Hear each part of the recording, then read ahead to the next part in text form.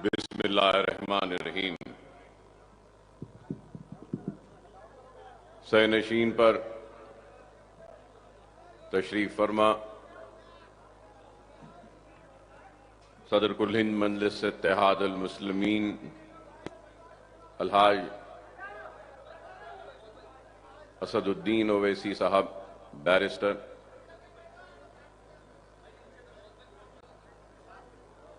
मेरे साथी अराकीन असम्बली व मोतमद उमूमी कुल हिंद मजलिस इत्तेहाद अल मुस्लिमीन जनाब अहमद पाशा कादरी साहब,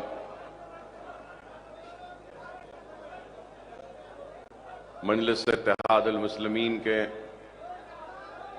सुदूर व मोतमदीन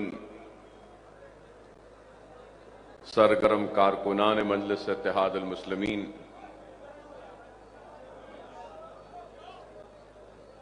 और घरों में बैठकर सुनने वाली मेरी इज्जत माब पर्दानशीन माँ और बहनों,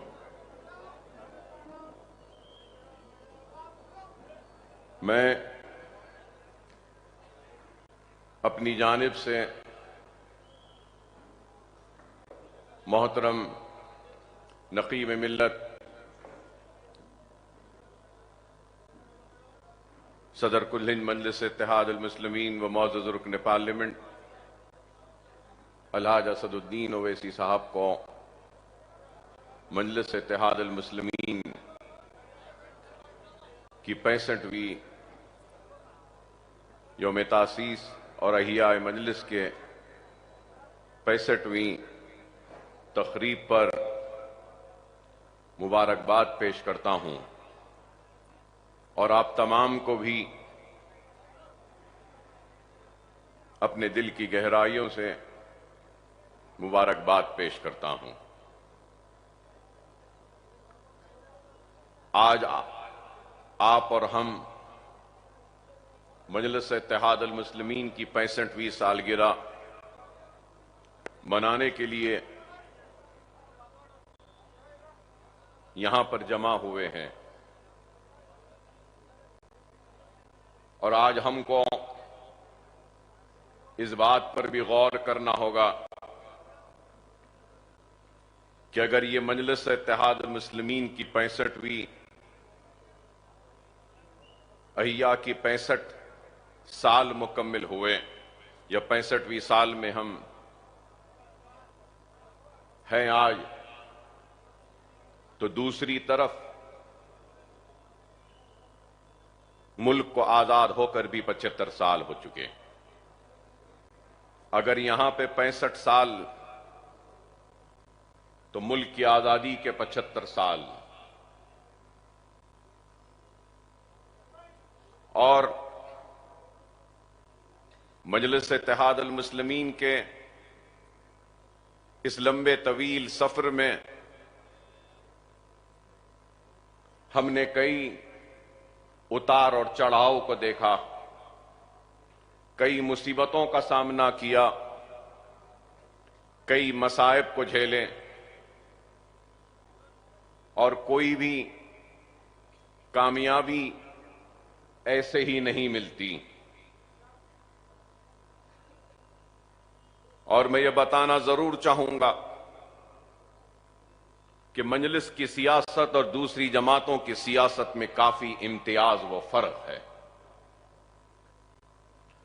हमारी सियासत एक मकसद के लिए है, हम तामीरी व अमली सियासत करते हैं, और हमारी सियासत शुरू से ही बामकसद और शफ्फाफ रही है। हमने सिर्फ जज्बाती नारों या जज्बाती तहरीर के जरिए यह 65 बरस का सफर तय नहीं किया। मजलिस इत्तेहाद अल मुस्लिमीन की एक अपनी तारीख है। जब हमारे महलात वीरान हो चुके थे, हमारी लहलाती हुई खेतियां उजड़ चुकी थीं, हमारे जागीरें लुट चुकी थीं, हमारा मनसब लुट चुका था, तख्त ताज अजायब घर की जीनत बन चुके थे, महलात वीरान हो चुके थे,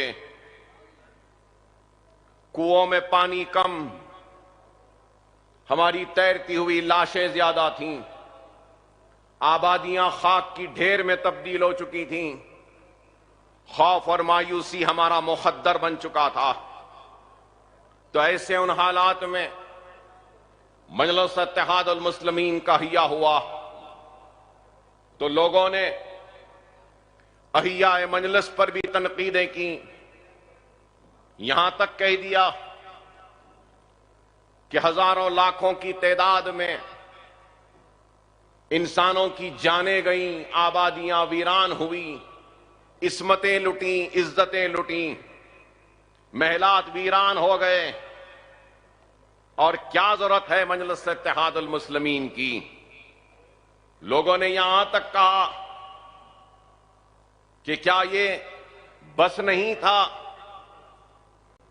कि इतनी लाशें बौलियों में तैर रही हैं, इतनी तबाही और बर्बादी हो गई, बाप बेटे से जुदा हो गया, भाई भाई से जुदा हो गया, बाप के खांधे पर बेटे की मैयत। ऐसे हालात में क्या जरूरत है मजलिस इत्तेहादुल मुस्लिमीन की। अल्लाह फख्र मिल्लत अलैहि रहमा की खबर को नूर से भर दे कि उन्होंने उठने वाले इन आवाजों की परवाह नहीं की, खौफ और मायूसी में रहने वाले उस मजलूम कौम को जगाने के लिए,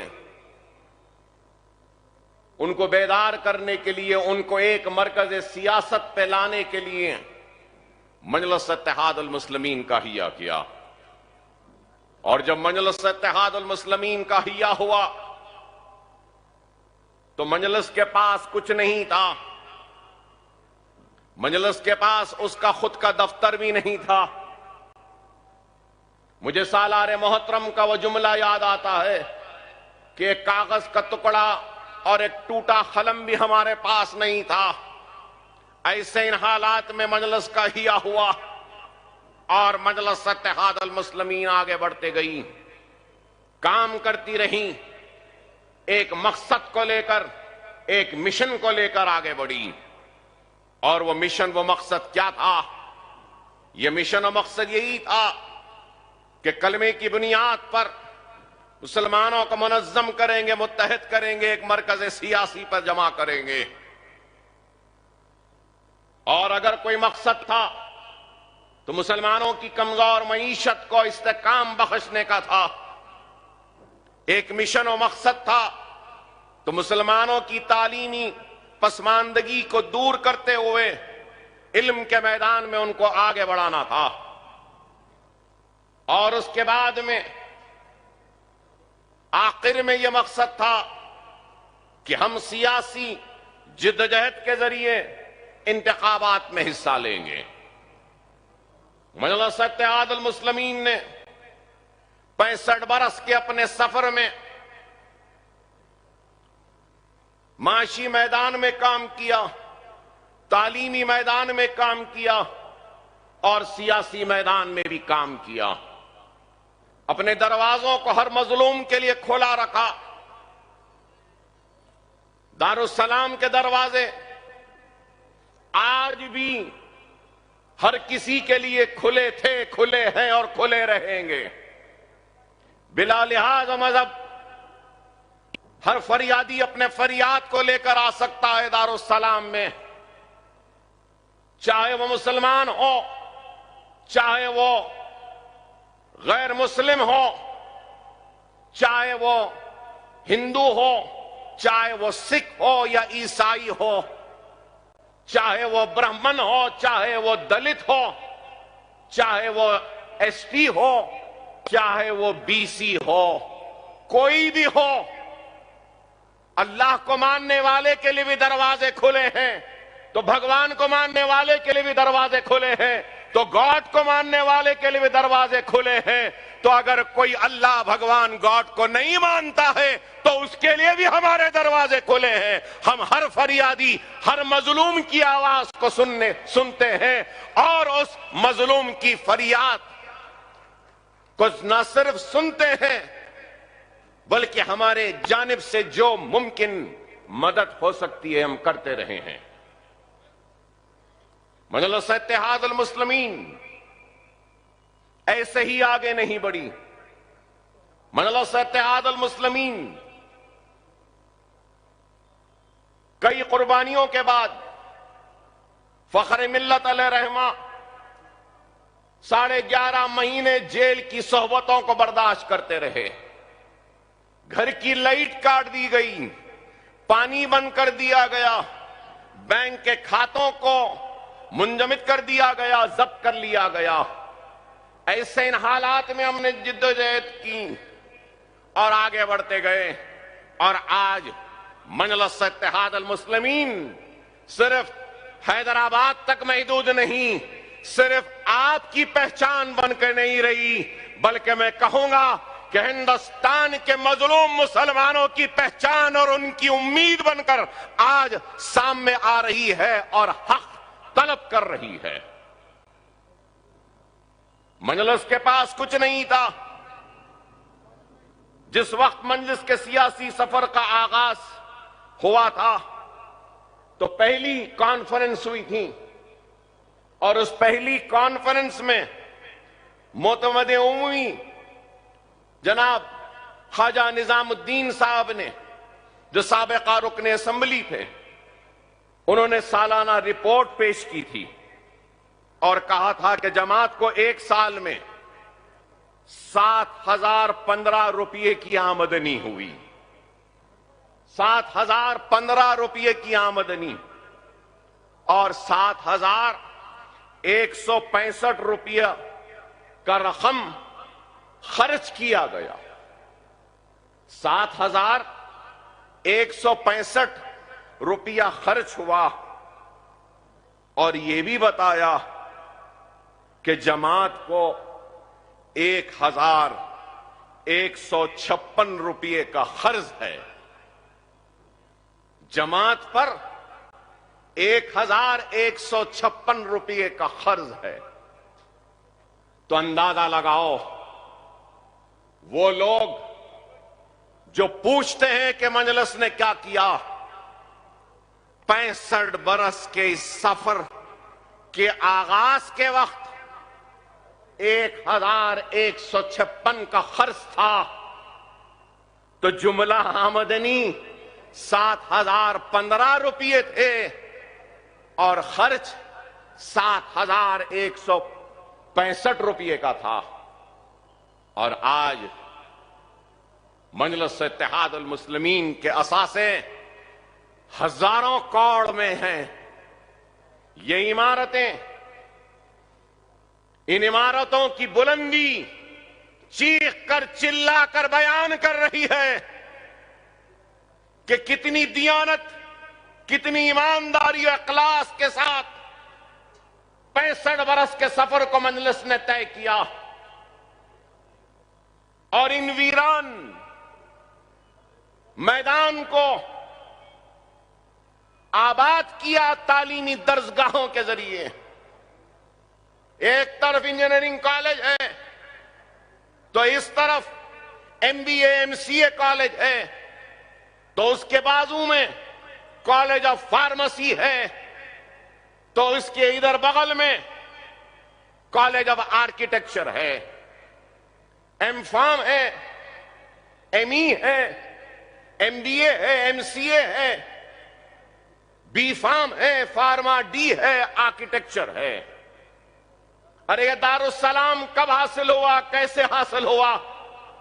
अरे आज जिस मुकाम से हम आपसे मुखातिब हैं, ये वही मुकाम है जब दारुस्सलाम को हासिल किया 70 के दहे में, तो उस वक्त इसी मुकाम पर जानेमाज बिछाकर सालारे मिल्लत ने नमाज अदा की थी, अल्लाह का शुक्र अदा किया था, दारुस्सलाम को हासिल किया। दारुस्सलाम भी नहीं था, दारुस्सलाम को हासिल किया। दारुस्सलाम की कानूनी जिद्दोजहद की भी एक तारीख है। दारुस्सलाम यूं ही नहीं मिला, कई बरस की कानूनी जिद्दोजहद और लड़ाई के बाद दारुस्सलाम मिला। अब मैं उस तफसील में जाना नहीं चाहता, लोगों के दिलों को तकलीफ होगी, लेकिन हकीकत है कि दारुस्सलाम के दावे में सिर्फ अब्दुल वाहिद ओवैसी सदर कुल हिंद मजलिस इत्तेहादुल मुस्लिमीन ही नहीं थे, और भी कई दावेदार थे। अब मैं उनको, वो लोग नहीं रहे, उनके खानदान वालों को शर्मिंदा करना नहीं चाहता। कोई मजलिस इत्तेहादुल मुस्लिमीन ए या कुछ और बनाकर आए, तो कोई दूसरी तंजीम से आए, तो कोई अपनी जाती मिल्कियत कह के दावे पेश करे थे मजलिस के। उन तीनों लोगों के दावे मुस्तरद हुए और अब्दुल वाहिद ओवैसी सदर कुल हिंद मजलिस इत्तेहादुल मुस्लिमीन के दावे और कानूनी जिद्दोजहद को कामयाबी मिली और दारुस्सलाम हासिल हुआ। सिर्फ यही नहीं, मजलिस की तारीख है। लोग जो मजलिस पर इल्जाम लगाते हैं, तख्त और ताज के लुटने के बाद, महलात के वीरान होने के बाद, जागीर और मनसब के लुटने के बाद, सुबह का सूरज निकला, रक्शे और बंडियां ढकेलने पे मजबूर होने वाली उस कौम ने जब हैदराबाद की बल्दिया पर कब्जा किया, तो एक दलित को, एक पसमानदा तबके से ताल्लुक रखने वाले को हैदराबाद का मेयर बनाकर बताया कि हमारा तख्त गया, ताज गया, हम नहीं बैठे, हमारे दलित भाई को बिठाए। ये हमारी मजलिस की निशानी है। नहीं तो हम कह सकते थे कि हमारा तो सब कुछ लुटा, अब आज हमको मौका आया तो हम क्यों ना बैठे। लेकिन हमने एक दलित को, पसमानदा तबके से ताल्लुक रखने वाले आलमपल्ली पोचैया को मेयर बनाया। यह मजलिस की हिकमत थी, यह मजलिस काम करती गई। और जब सियासी इनकलाब आया, सियासी मौके आए, तो मजलिस इत्तेहादुल मुस्लिमीन ने दक्कन मेडिकल कॉलेज व इंजीनियरिंग कॉलेज के क़याम की इजाजत हासिल की। अरे आज देखते हैं, लोग देखते हैं, सियासी मौके आते हैं, इधर से उधर बड़े बड़े लीडर लुढ़कते हैं, एमएलए लुढ़कते हैं, तो कुछ पैसा ले लेते हैं और अपनी वफादारियों को तब्दील कर देते हैं। लेकिन मजलिस ने उस वक्त पैसा नहीं लिया या दौलत की बात नहीं की। जब मौका आया तो मजलिस इत्तेहादुल मुस्लिमीन ने मेडिकल व इंजीनियरिंग कॉलेज हासिल किया। दस्तूर ने जो इख्तियार दिया मुसलमानों को अपने तालीम अखलियतों को बशमूल मुसलमानों को अपने तालीमी इदारे कायम करने का, उसको चलाने का, उस दस्तूर के हुकूक को हासिल किया और उसके जरिए दक्कन मेडिकल कॉलेज व इंजीनियरिंग कॉलेज का क़याम अमल में लाया।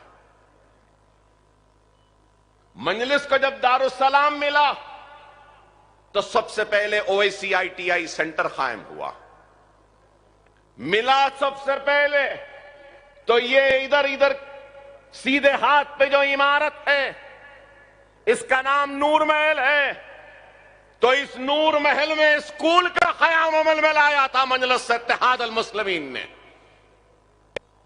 मजलिस सिर्फ सियासत नहीं पुकारती, मजलिस ने काम किया, वहां स्कूल बनाया, वहां आईटीआई सेंटर बनाया और उसके बाद में यहां पे मलगियां बनाई बाहर। उसके जरिए मजलिस का काम का आगाज हुआ। आज ओवैसी हॉस्पिटल खुद बता रहा है, उसकी बुलंद इमारत बता रही है कि हमारे इरादे कितने बुलंद थे, हमारा अज़्म कितना बुलंद था, हमारा मकसद कितना बुलंद था। आंध्रा की तारीख हो या तेलंगाना की तारीख में ख़याम दक्कन मेडिकल कॉलेज और ख़याम दक्कन इंजीनियरिंग कॉलेज से पहले कितने मुसलमान डॉक्टर्स निकले थे, कितने मुसलमान इंजीनियर निकले थे। 1984 से पहले चंद 100 मुस्लिम डॉक्टर भी नहीं थे पूरे आंध्रा में, लेकिन आज दक्कन मेडिकल कॉलेज व इंजीनियरिंग कॉलेज एक साल में अपने क़याम के 40 साल मुकम्मिल कर लेगा और 40 साल में हजारों डॉक्टर आज दुनिया के हर कोने में हैं, मशहूर है, मारूफ है और तिब की दुनिया में अपना नाम कमा रहे हैं। क्या ये काम, ये कारनामा नहीं? हमारे दवाखाने किसी दवाखाने से कम नहीं, चाहे ओवैसी हॉस्पिटल हो या असरा हॉस्पिटल हो। नकीब मिल्लत बैरिस्टर असदुद्दीन ओवैसी साहब की क़यादत में असरा हॉस्पिटल 1200 बिस्तर तक पहुंच गया। क्या ये कामयाबी व कारनामा नहीं है? आज कम से कम कीमतों पे इलाज का इंतजाम है। 1000 से जायद दिन में 2000 के आउट पेशेंट होते हैं असरा दवाखाने में। ओवैसी हॉस्पिटल में 1500, करीब 3500 4000 की ओपी रहती है। इस माह 28 दिन का फरवरी का महीना 1052 इन पेशेंटों ने इलाज करवा के हॉस्पिटल से डिस्चार्ज लिया, तो सिर्फ असरा हॉस्पिटल से। ओवैसी हॉस्पिटल से 900 चिल्लर सिर्फ फरवरी के महीने में 900 इन पेशेंट इलाज करा के अपने घरों को गए। क्या किसी को अंदाजा है ये कितना बड़ा काम है? क्या कोई जानता है कि कितनी मुसीबत के साथ इन इदारों को चला रहे हैं? अरे जो जमात 156 रुपये के कर्ज में थी, आज वही जमात 4500 घरों को पाल रही है। हमारे इदारों में नौकरियां देकर करोड़ों रुपये की तनख्वाह महाना दी जाती है। Medical college, engineering college, MBA college, MCA college, pharmacy college, architecture college, Owaisi hospital, वासरा हॉस्पिटल से किसी को अंदाजा नहीं होगा। 9.5 करोड़ रुपए की तनख्वाह महाना जाती है इन इदारों से। अरे ये काम है, ये काम किया, सिर्फ बातें नहीं की। एक तरफ हिंदुस्तान की आजादी के अगर 75 साल हैं, तो दूसरी तरफ 65 साल है। लोग इसी से जायजा ले लें, इसी से जायजा ले लें कि 65 बरस में क्या हुआ, 75 बरस में क्या हुआ। अरे मजलिस ने काम किया, अखिलती कमीशन का क़याम, माइनॉरिटी डिपार्टमेंट का क़याम, बच्चों की scholarship, overseas scholarship, minority commission का क़याम, उर्दू एकेडमी का कयाम, कितना काम, अनीसुल गुरबा की इमारत, शादी मुबारक में 2 लाख चिल्लर मुसलमान बच्चियों को उनकी शादी के लिए इमदाद, 17 लाख बच्चों को स्कॉलरशिप मिल चुकी। रियासत तेलंगाना में तेलंगाना के क़याम से लेकर आज तक 4% तहफ़्फ़ुज़ात जारी हैं। फिर पूछते हैं कि मजलिस ने क्या किया। अरे आपको सुनकर हैरत होगी कि इस असेंबली सेशन में मजलिस इत्तेहादुल मुस्लिमीन ने करीब 20,000 करोड़ के कामों की मंजूरी हासिल की पुराने शहर की तरक्की के लिए। यह मजलिस इत्तेहादुल मुस्लिमीन का कारनामा है।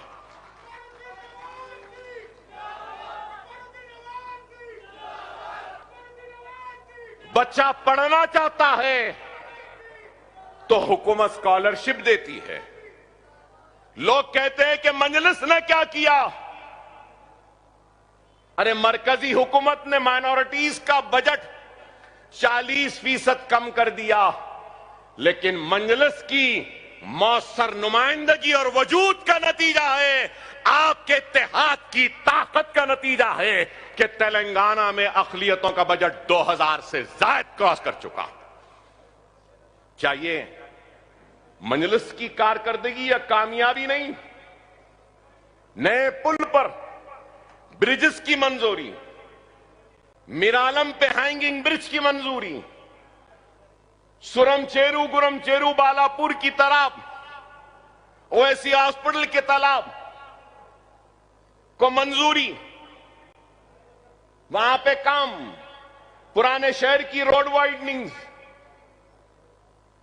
हाफिज बाबा नगर के सामने एक और फ्लाईओवर, महफिल होटल के पास एक और फ्लाईओवर,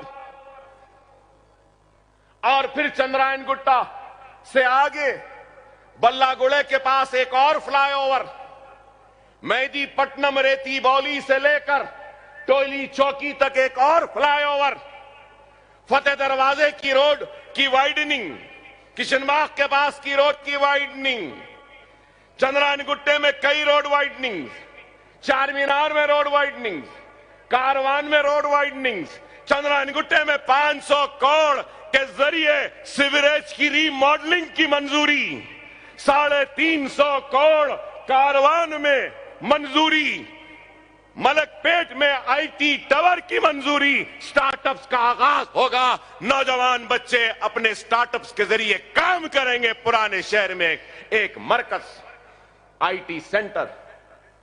अरे क्या क्या बयान करूं। जो सवाल करते हैं मजलिस ने क्या किया, मैं उनसे सवाल करता हूं कि तुमने क्या किया, तुमने क्या किया।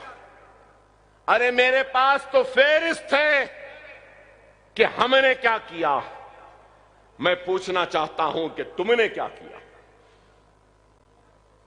पोस्ट ग्रेजुएट स्टडीज के अलावा सुपर स्पेशलिटी के स्टडीज भी आए हैं, रिसर्च हो रहा है हमारे पास, रिसर्च प्रोग्राम्स हैं।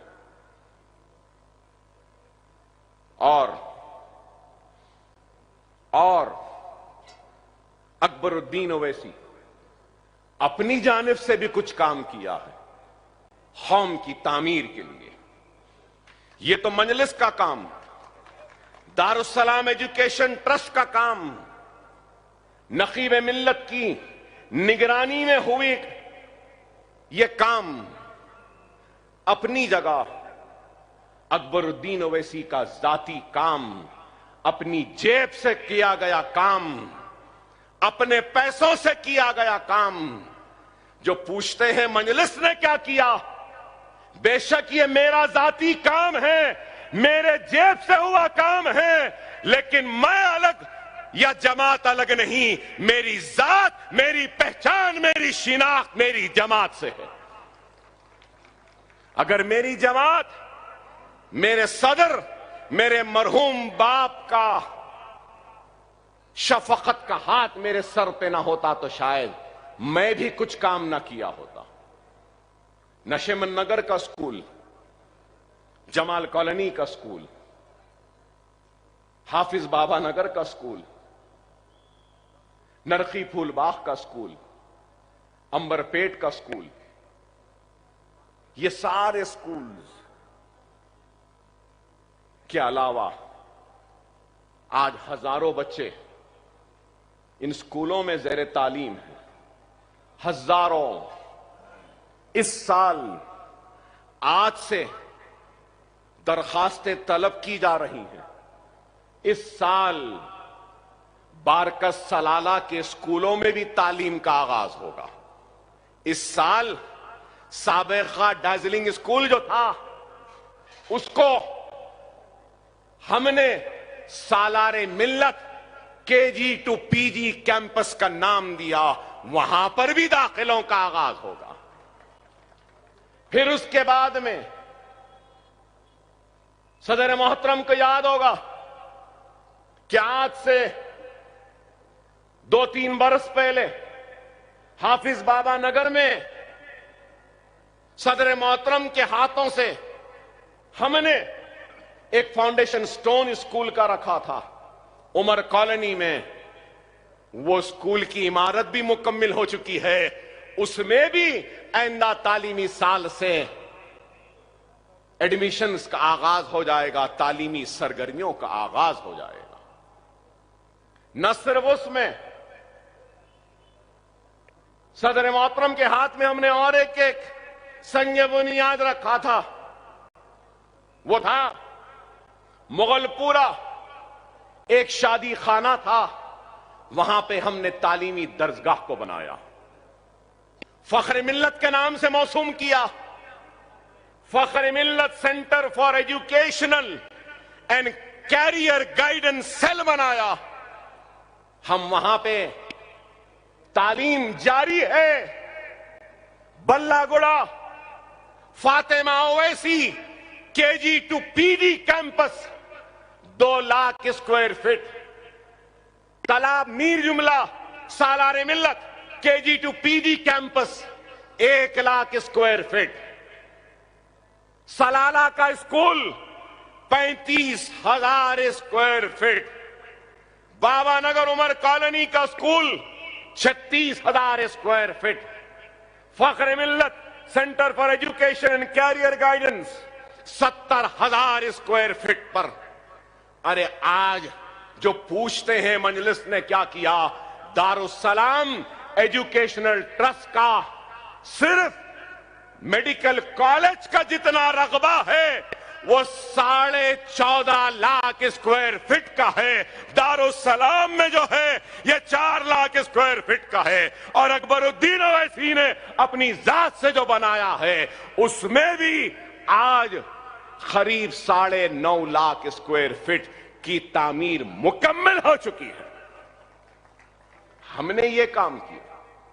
इस साल 3,000 दाखिले होंगे फख्र मिल्लत सेंटर में। 10th की कोचिंग हो रही है, इंटरमीडिएट की कोचिंग है, कंप्यूटर्स की कोचिंग है, इंटीरियर डिजाइन की ट्रेनिंग है, ओपन स्कूल से 10th लिखाने की कोचिंग, इंटरमीडिएट की ओपन स्कूल की ट्रेनिंग, डिग्री की training, computer courses, skill development programme. हमने एक इंटरनेशनल यूनिवर्सिटी किंग्स यूनिवर्सिटी के इश्तिराक के साथ हम स्किल डेवलपमेंट का प्रोग्राम कर रहे हैं। पुराने शहर के बच्चों को हम स्किल डेवलप करेंगे, रिकॉग्नाइज डिप्लोमा की डिग्री व सर्टिफिकेट दे रहे हैं। यह हमारा काम है। सालारे मिल्लत कैंपस में BSc डिग्री का हम BCom कंप्यूटर्स या फिर BA नहीं कर रहे हैं। हम वहां उस कैंपस में BSc lab technology, BSc anaesthesia, BSc cardiology technician, BSc operation theatre, BSc radiography, BSc chemotherapy, BSc के कोर्सेज को मिला रहे हैं वहां पे। क्या काम है बताओ? ये इंटीरियर डिजाइनिंग का कोर्स, ये कोचिंग क्लासेस, इंजीनियरिंग कॉलेज के लेक्चरर्स से हम इस्तेफादा कर रहे हैं, मेडिकल कॉलेज के लेक्चरर्स से इस्तेफादा, अकाउंट्स बच्चों को सिखा रहे हैं, तो एमबीए के जो हमारे लेक्चरर्स हैं उनसे इस्तेफादा। फिर हम फार्मास्यूटिकल्स की ट्रेनिंग भी दे रहे हैं। पुराने शहर में ओएसी फार्मास्यूटिकल्स के नाम से हम चेन ऑफ फार्मास्यूटिकल स्टोर्स खोल रहे हैं, जिसके जरिए हम सौ हजारों बच्चों को रोजगार मुहैया करने का इरादा रखते हैं। यह हमारा काम। छोटे छोटे वैनों और ऑटोस के जरिए हम बच्चों को रोजगार देने का मंसूबा रखते हैं, इरादा रखते हैं। एक इलेक्ट्रॉनिक ऑटो ले रहे हैं, एक पायलट बेसिस पे हम प्रोग्राम करने जा रहे हैं, जहां पे हम हैदराबादी हलीम, हैदराबादी बिरयानी, हैदराबादी लुकमी, हैदराबादी कबाब, हैदराबादी मिर्ची का सालन, हैदराबादी बैगन का सालन, ये पूरे ऐसे छोटे छोटे स्टॉल्स में हमारे बेरोजगार बच्चों को हम ओएसी हॉस्पिटल के किचन में बना कर देंगे, उनको रोजगार पे लगाएंगे, उनको कमाने का जरिया बनाएंगे। ये हमारा काम है, ये हमारा मंसूबा है, ये हमारा इरादा। मैं पूछना चाहता हूं, हम पे तनकीद करने वालों, क्या तुमने कुछ किया? इतने स्कूलों में आपको सुन के हैरत होगी, 650 टीचर्स आज हैं, 650 टीचर्स हैं। अरे आप बताओ, 4,500 मुलाजिमीन सिर्फ मेडिकल कॉलेज दवाखानों में हैं, इंजीनियरिंग कॉलेज में। अरे आज हम काम कर रहे हैं। एक ब्लैक बोर्ड कितने में आता है? एक बेंच जिस पे 3 बच्चे बैठते हैं कितने में बनता है मालूम? अरे सिर्फ ये नए स्कूलों में जो हम आगाज कर रहे हैं उसका फर्नीचर बनाने के लिए 1,68,00,000 रुपया सिर्फ बेंचेज और बोर्ड्स के लिए खर्चा हुआ। किसी को अंदाजा है? किसी को एहसास है? एक ब्लैक बोर्ड नहीं बनाने वाले एक बेंच नहीं देते गरीबों को, और हमसे सवाल कर रहे हैं हमने क्या किया? अरे हमने उर्दू मीडियम के बच्चों को किताबें दी, बैग दिया, बॉक्स दिया, 10th की फीस दी, अव्वल दर्जे में कामयाब होने वालों को इनाम देते हैं। यह हमारा काम है, मजलिस का काम है। कोविड के टाइम पे हमने ऑक्सीजन के सिलेंडर्स पुराने शहर में जगह जगह मुहैया करवा दिए। क्या किसी और ने किया? रेमडेसिविर मिलती नहीं थी तो हर एक के लिए हमने बात करके दवाओं का इंतजाम किया, ऑक्सीजन का इंतजाम किया। कोविड में परेशान हाल लोगों के दरवाजों पे दस्तक देकर अनाज को पहुंचाने वालों का नाम मजलिस इत्तेहादुल मुस्लिमीन है। क्या भूल गए? याददाश्त इतनी कमजोर है, हिंदुस्तान में वैसा काम नहीं हुआ। कोविड में जो हमने काम किया, ये नहीं देखा कि भूखा मुसलमान है या हिंदू हो या सिख है या ईसाई। जिसने भी फोन किया उसके दरवाजे पर 15 दिन 1 महीने का अनाज लेकर पहुंचने वालों का नाम मजलिस इत्तेहादुल मुस्लिमीन है। लोग चंद थैलियां देकर फोटो खिंचाते, अरे हमने तो लदी हुई लारियां दे दी आवाम को।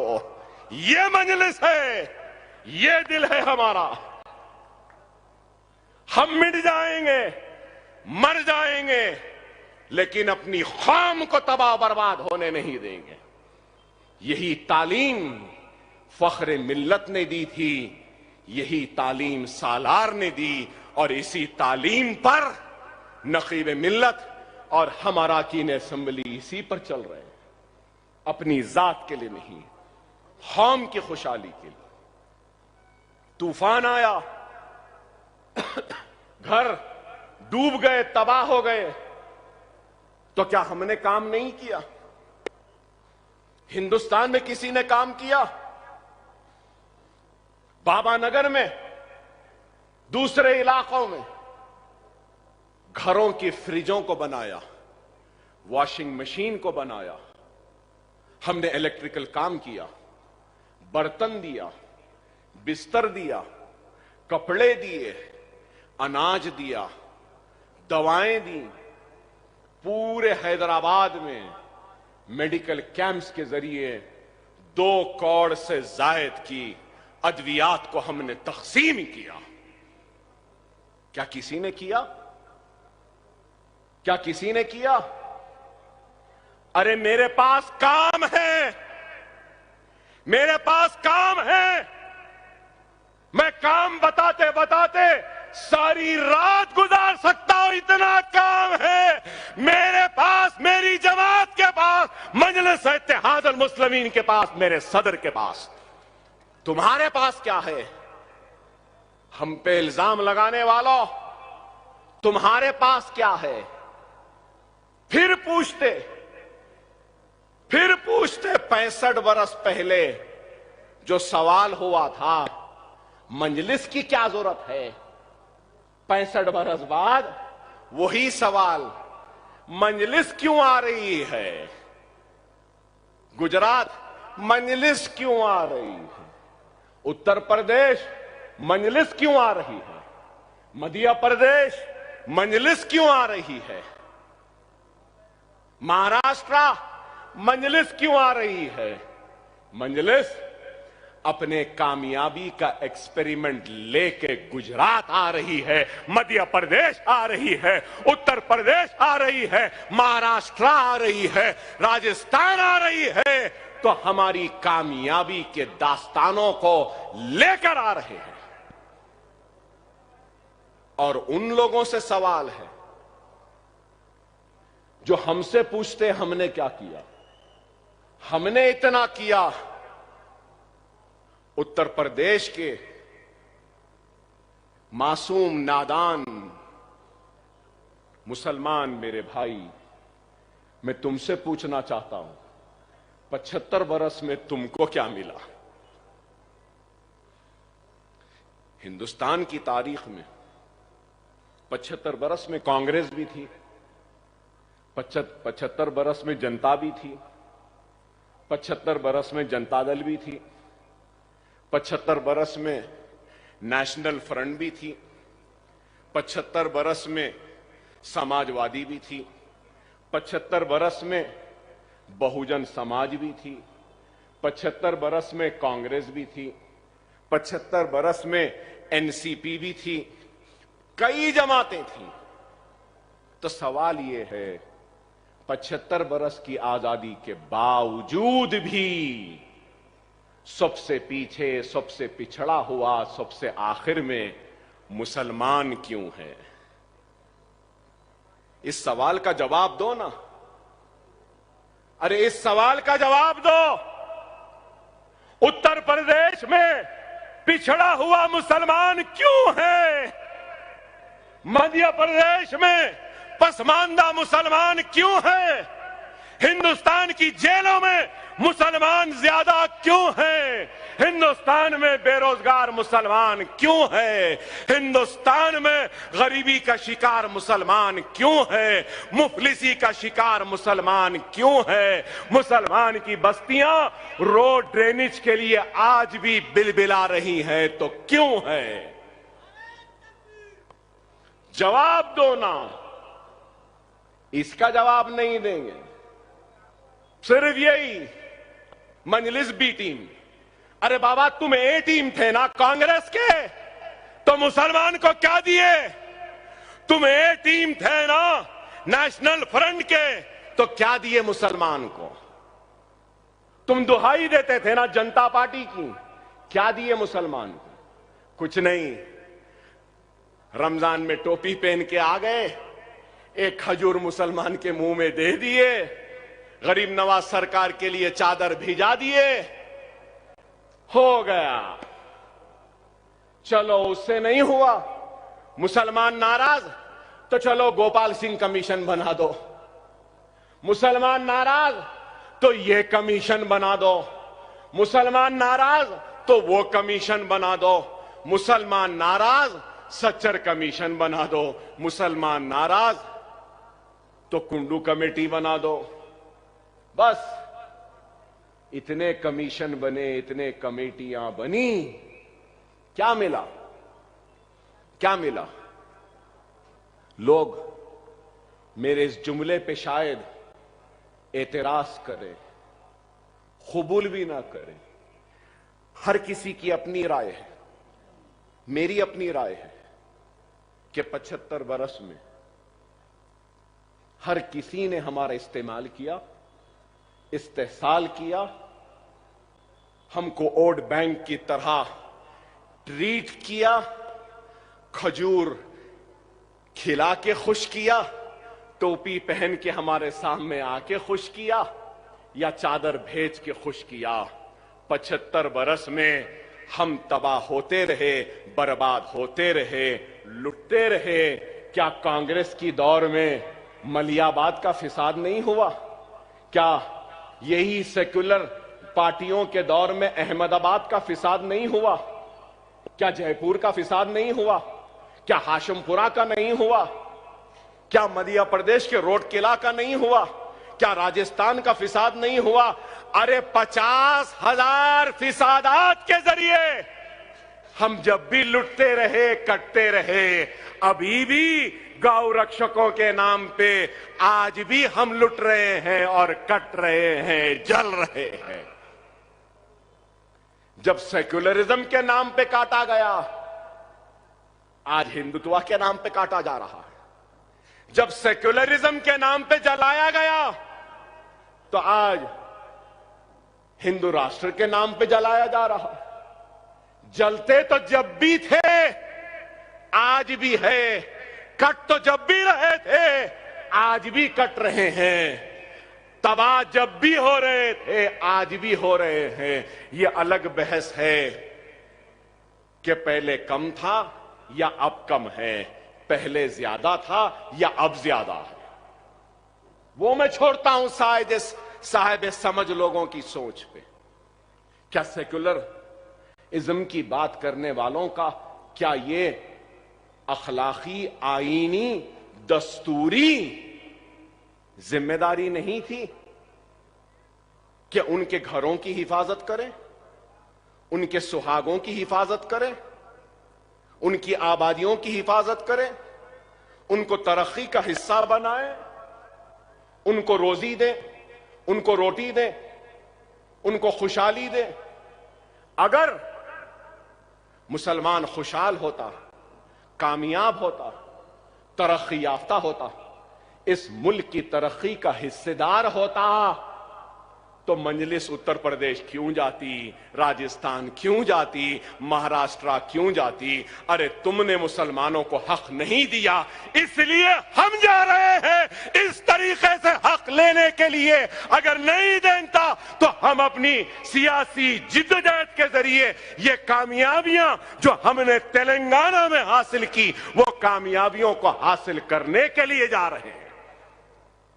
दवाखाने बनाने जा रहे हैं, तालीमी दर्सगाहें बनाने जा रहे हैं, 4% तहफुजात दिलाने जा रहे हैं, शादी मुबारक वहां भी लाने जा रहे हैं, स्कॉलरशिप बच्चों को दिलाने जा रहे हैं। अरे आज बुरा दिखेगा कि अकबर ओवैसी मुसलमान की बात करता। हां करता, बेशक करता। क्यों करता हूं? कभी इस पे भी तो गौर करो।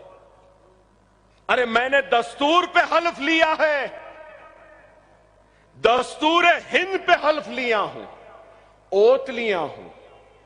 पब्लिक रिप्रेजेंटेटिव के हैसियत से मेरी जिम्मेदारी है, जो पीछे हैं, जो कमजोर हैं, उसका हाथ पकड़ूं और उसको सामने लाऊं।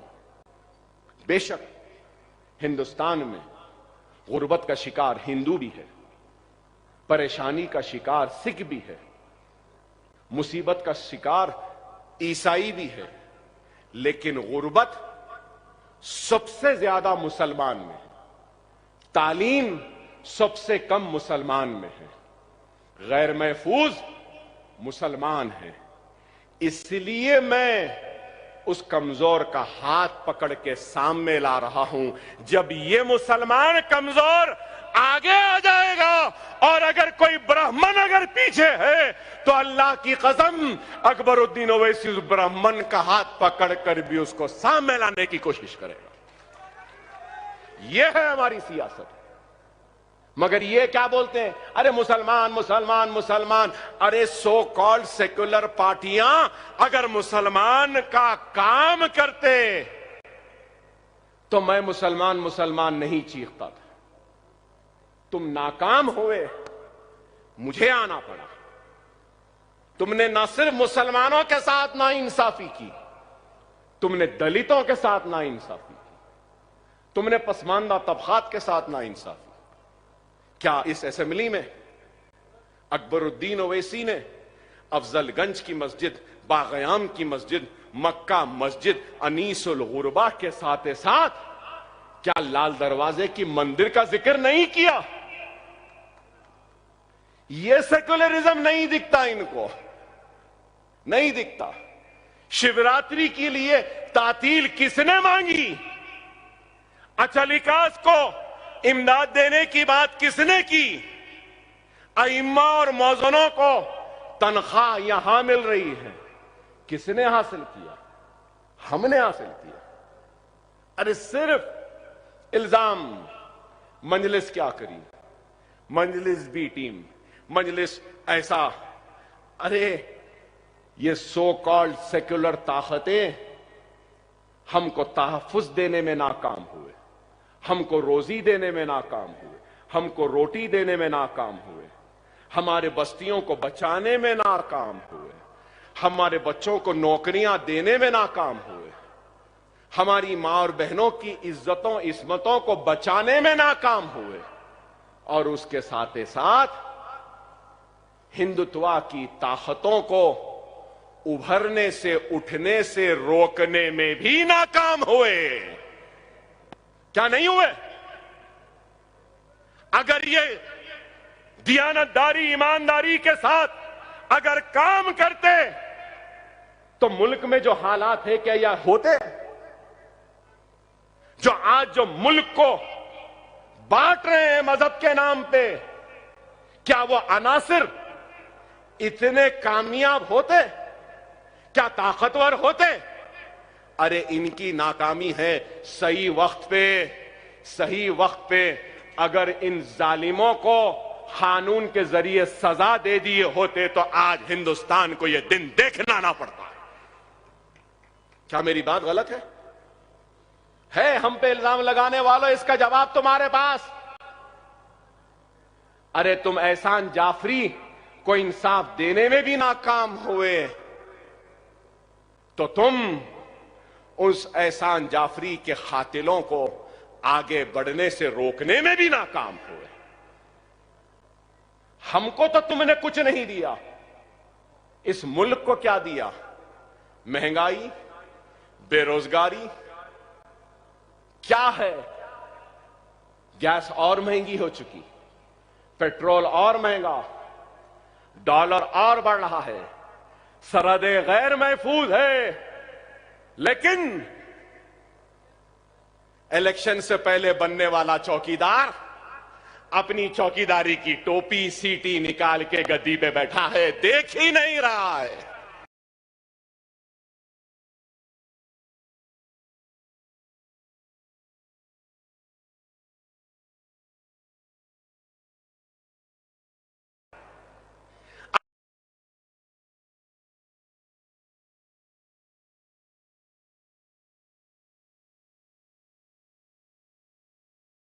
की हिफाजत के लिए अपने सीनों को पेश कर देंगे। अपने आप को चौकीदार नहीं कहेंगे, हम अपने आप को इस मुल्क के शहरी व बाशिंदे कहेंगे और जाएंगे आगे।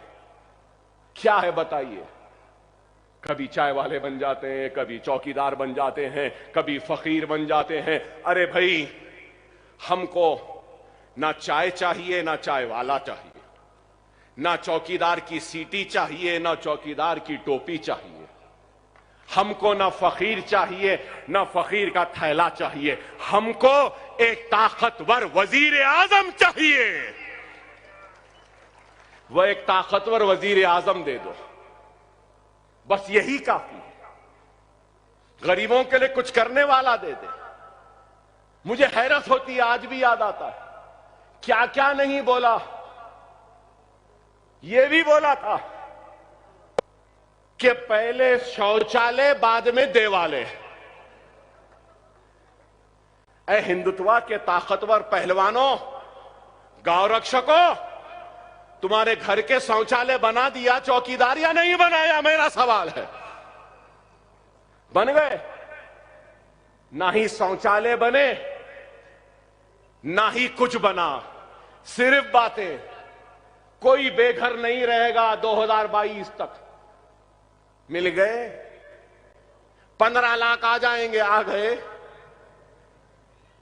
ट्रिलियन इकॉनमी हो जाएगी, इतनी ट्रिलियन उतनी ट्रिलियन हो गई। कुछ नहीं हुई, सिर्फ बातें, सिर्फ बातें। मैं पहले भी कहता था बेहतरीन अदाकार है, बेहतरीन अदाकार है। वही अदाकारी, वही दिखावा। और क्या मिला? मैं बताओ, मुझे बताओ क्या मिला? 10 बरस में खुशहाली मिली, 10 बरस में तरक्की मिली, 10 बरस में शौचालय मिले, 10 बरस में घर मिला, 10 बरस में गैस मिला। अरे कुछ भी नहीं मिला। कोविड में मरने वालों की लाशें गंगा में तैर रही थीं, जलाने के लिए लकड़ियां भी नहीं थी। ऐसा चौकीदार मिला हमको। मेरी बात खराब दिखेगी, क्या गलत कह रहा हूं बताओ? ऑक्सीजन के लिए तड़प तड़प के मरा मेरा हिंदुस्तानी भाई, ऑक्सीजन तक नहीं दे सका। मरने के बाद जलाने के लिए लकड़ी भी नहीं दे सका, अनाज भी नहीं दिया। गैस महंगी, पेट्रोल महंगा, डीजल महंगी, हर एक चीज।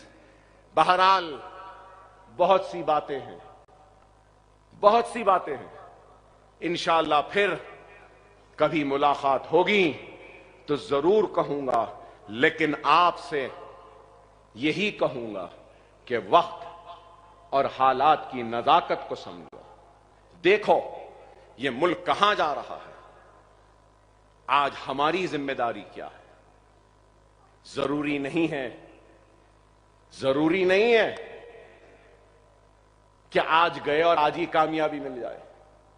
फख्र मिल्लत ने काम शुरू किया था, सालार ने जारी रखा, और आज हम नकीब मिल्लत की क़यादत में, सदारत में, वो बीज जो फख्र मिल्लत ने बोया था, उस बीज को फलदार दरख्त बनाया तो सालार ने, और आज हम उसके फल खा रहे हैं। आज नकीब मिल्लत जो बीज बो रहे हैं, नकीब मिल्लत जिंदा नहीं रहेंगे, हम जिंदा नहीं रहेंगे, लेकिन हमारी आने वाली नस्ल उस बीज के उभरे हुए उस फलदार दरख्त के फल जरूर खाएंगे। हम जिंदा नहीं रहे तो कोई बात नहीं, काम तो करना है ना, किसी ना किसी को तो करना है ना। 65 साल पहले कांटों भरा ताज फख्र मिल्लत ने पहना था, तो आज वो कांटों भरा ताज मुसलमानों की क़यादत को बनाने का जो पहना है, तो वो मर्द मुजाहिद नकीब मिल्लत बैरिस्टर असदुद्दीन ओवैसी है।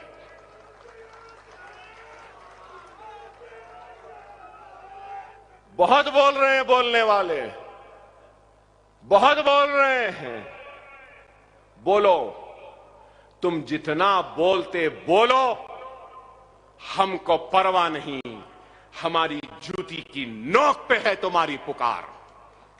इस वास्ते कि हमारे पास काम है, हम काम कर रहे हैं।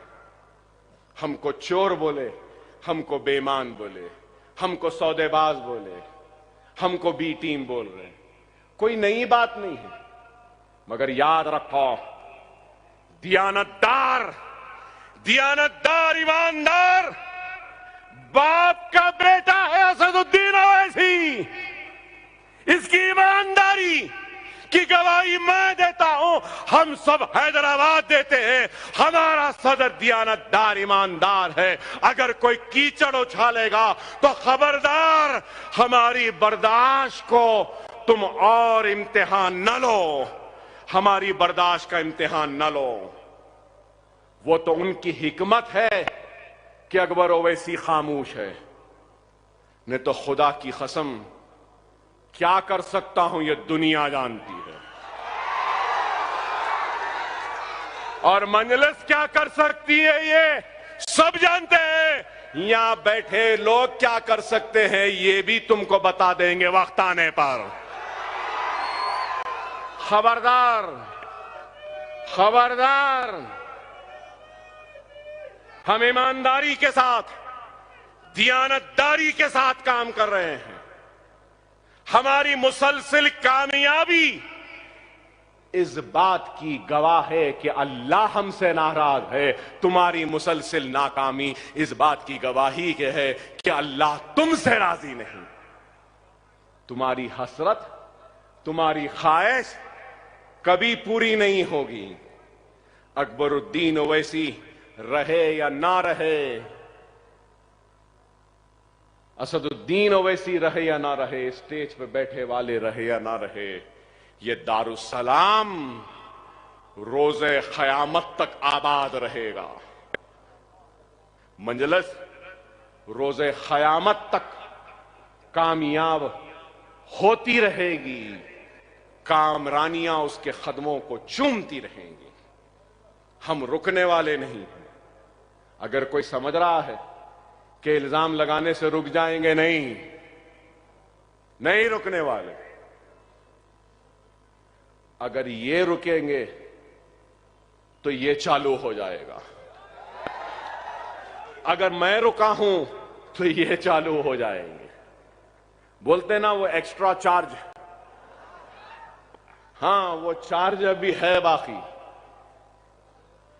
जब हुक्म होगा तो फिर ये सिपाही भी निकल पड़ेगा, और जब निकल पड़ेगा तो क्या होगा ये सब जानते हैं। हम सही वक्त पे सही फैसला करने वालों में से हैं।